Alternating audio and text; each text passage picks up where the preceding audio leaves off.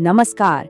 आज के इस खास विश्लेषण में हम एक ऐसे महान व्यक्तित्व की जीवन यात्रा पर चर्चा करने जा रहे हैं जो बाहर से दिखने में भले ही बहुत साधारण और कद में छोटे थे, लेकिन अंदर से उनका संकल्प किसी विशाल चट्टान की तरह अडिग था।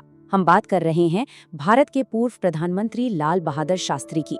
एक ऐसा नेता जिन्हें द हम्बल डायनमो भी कहा जाता है, जिन्होंने अपनी अटूट इच्छा शक्ति से एक पूरे राष्ट्र की दिशा ही बदल दी।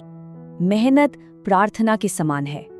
सोचिए, ये सिर्फ एक वाक्य नहीं है, बल्कि एक ऐसा शक्तिशाली उसूल है जिसने उनके पूरे जीवन की नींव रखी। बिल्कुल शून्य से, यानी घोर गरीबी से निकलकर देश के सर्वोच्च नेतृत्व तक पहुंचने का उनका सफर इसी एक सिद्धांत पर टिका था। उन्होंने महात्मा गांधी के आदर्शों को सिर्फ पढ़ा नहीं, बल्कि सच में जिया। भाग 1, प्रारंभिक जीवन और कठिनाइयां। चलिए उनके बचपन के पन्नों को पलटते हैं। 1904 में मुगल सराय के एक छोटे से रेलवे टाउन में उनका जन्म हुआ। वो केवल 1.5 साल के थे जब उनके सिर से पिता का साया उठ गया। कल्पना की जा सकती है कि उस दौर में कितनी भयंकर गरीबी रही होगी। उन्हें अपनी पढ़ाई के लिए तपती हुई भीषण गर्मी में मीलों तक बिना जूतों के बिल्कुल नंगे पैर पैदल जाना पड़ता था। लेकिन कमाल की बात देखिए, इतनी मुश्किलों के बावजूद भीतर से वो हमेशा एक खुश मिजाज बच्चे रहे और उनका पूरा का पूरा फोकस सिर्फ और सिर्फ अपनी शिक्षा पर था। बाहरी हालात उनके अंदर की लगन को कभी डिगा नहीं पाए। बचपन में घर पर सब उन्हें बहुत प्यार से नन्हे बुलाते थे, पर क्या ये नाम हमेशा रहने वाला था? जी नहीं। जब वो काशी विद्यापीठ पहुंचे, जो उस समय ब्रिटिश शासन के विरोध में खड़ा एक प्रमुख राष्ट्रीय संस्थान था, तो वहां के राष्ट्रवादी माहौल ने उन्हें पूरी तरह से बदल दिया। वहां से उन्हें ग्रेजुएशन की जो डिग्री मिली, उसका नाम था शास्त्री, और फिर यही उपाधि उनके नाम के साथ ऐसे जुड़ी कि हमेशा हमेशा के लिए उनका उपनाम बन गई। हमारा नन्हा अब भारत का लाल बहादुर शास्त्री बन चुका था। 1927 में ललिता देवी जी के साथ उनका विवाह हुआ और यहाँ उनकी ईमानदारी और आदर्शों की एक ऐसी मिसाल मिलती है जो आज के समय में शायद ही कहीं दिखे। शादी में दहेज के नाम पे पता है क्या स्वीकार किया गया? सिर्फ एक चरखा और कुछ मीटर हाथ से बुना हुआ खादी का कपड़ा, बस इतना ही। ये कोई दिखावा नहीं था, बल्कि गांधीवादी मूल्यों के प्रति उनका सच्चा और गहरा समर्पण था। भाग 2, स्वतंत्रता संग्राम में शामिल होना। अब बात करते हैं उनके राजनीतिक सफर की। उनके अंदर देशभक्त की आग बहुत कम उम्र में ही लग चुकी थी। सिर्फ 11 साल के थे जब उन्होंने तय कर लिया था कि अपना जीवन देश के नाम करना है। और फिर जब वो 16 साल के हुए तो गांधी जी के असहयोग आंदोलन में हिस्सा लेने के लिए उन्होंने अपनी स्कूल की पढ़ाई ही छोड़ दी। परिवार ने बहुत समझाया, रोकने की हर मुमकिन कोशिश की, लेकिन शास्त्री जी का फैसला पत्थर की लकीर था। 1930 में दांडी मार्च के दौरान भी वे सबसे आगे रहे और इस स्वतंत्रता संग्राम की कीमत उन्हें अपनी जिंदगी के 7 साल अंग्रेजी जेलों में बिताकर चुकानी पड़ी। भाग 3, स्वतंत्र भारत में उनका उदय। देश आजाद हो चुका था। 1946 में देश के शीर्ष नेताओं को ये समझ आ गया था कि ये साधारण सा दिखने वाला व्यक्ति दरअसल एक पावर हाउस है, एक ऐसा व्यक्ति जो बिना थके काम कर सकता है। इसी वजह से उन्हें द लिटिल डायनमो कहा जाने लगा। पहले उन्हें उत्तर प्रदेश का संसदीय सचिव और फिर गृह मंत्री बनाया गया।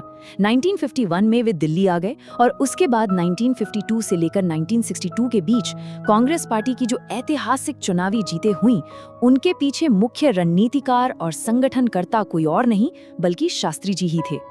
केंद्रीय मंत्रिमंडल में उन्होंने जो जिम्मेदारियां संभाली, उनकी फहरिस्त बहुत लंबी है। रेलवे हो, परिवहन और संचार हो, वाणिज्य एवं उद्योग हो या फिर गृह मंत्रालय, उन्होंने हर अहम विभाग को संभाला।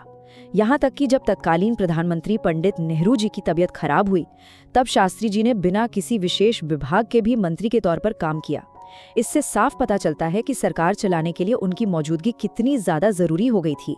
भाग 4, सिद्धांतों वाले महान नेता। ये हिस्सा बेहद खास है। सत्ता के गलियारों में ऐसी मिसालें ढूंढने से भी नहीं मिलती। हुआ यूं कि उनके रेल मंत्री रहते हुए एक बेहद दर्दनाक ट्रेन हादसा हो गया।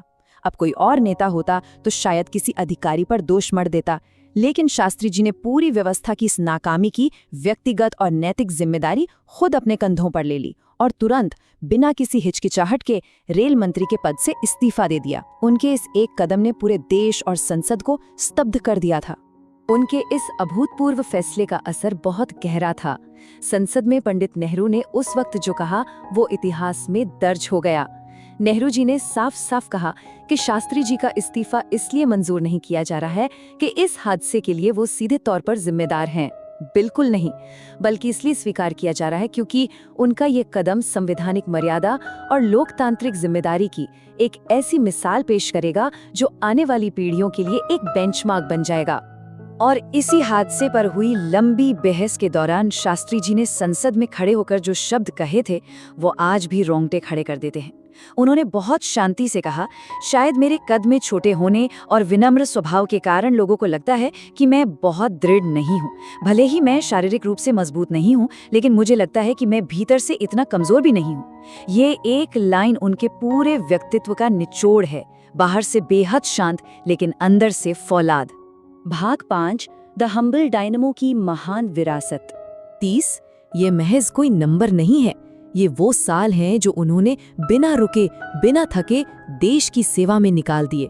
30 सालों की अथक तपस्या, अपने सहिष्णु स्वभाव, अपनी अपार आंतरिक शक्ति और आम इंसान की भावनाओं को गहराई से समझने की इसी खूबी के चलते वे जनता के दिलों पर राज करने लगे।